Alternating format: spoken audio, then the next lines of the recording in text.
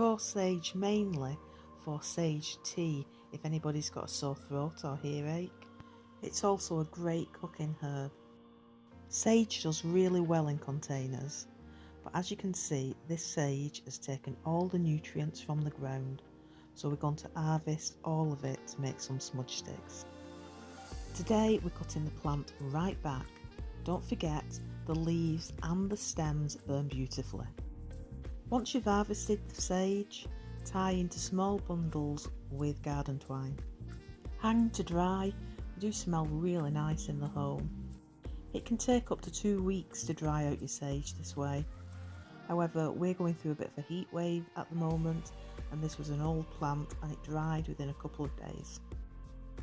You'll need a pair of secateurs, sharp ones these aren't, some scissors and some garden twine.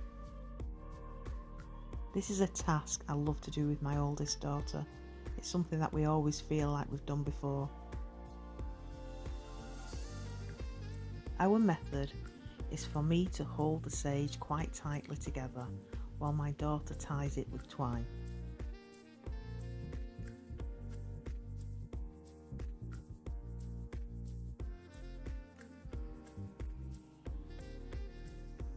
You can see my daughter is using a traditional crisscross method of tying the sage bundle.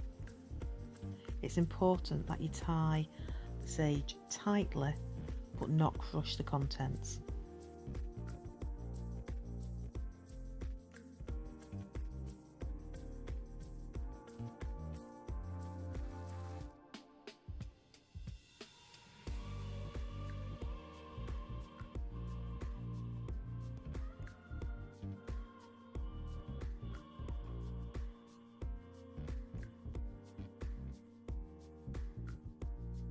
The last thing to do is to tidy up.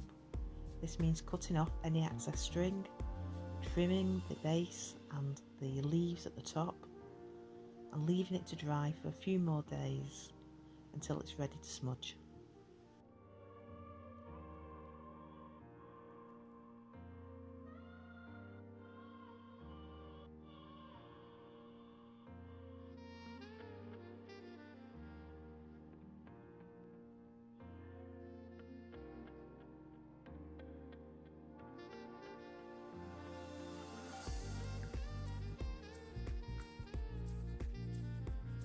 I took a cutting from this old plant, ready for the new one, so the cycle continues. I grow healing herbs and plants in green pots. I think it's a good colour for renewal and balance, and that's what you need when you're not feeling so well. Sage roots don't like to be soggy, they need a lot of drainage, so as well as the broken crocks, I also add shells.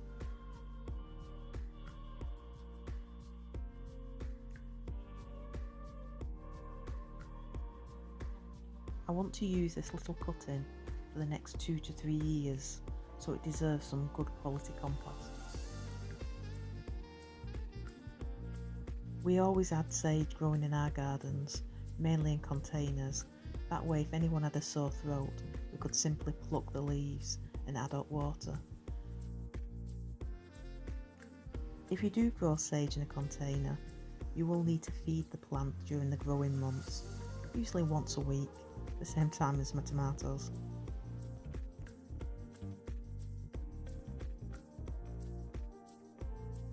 The sage likes to grow in a warm, sunny position in your garden.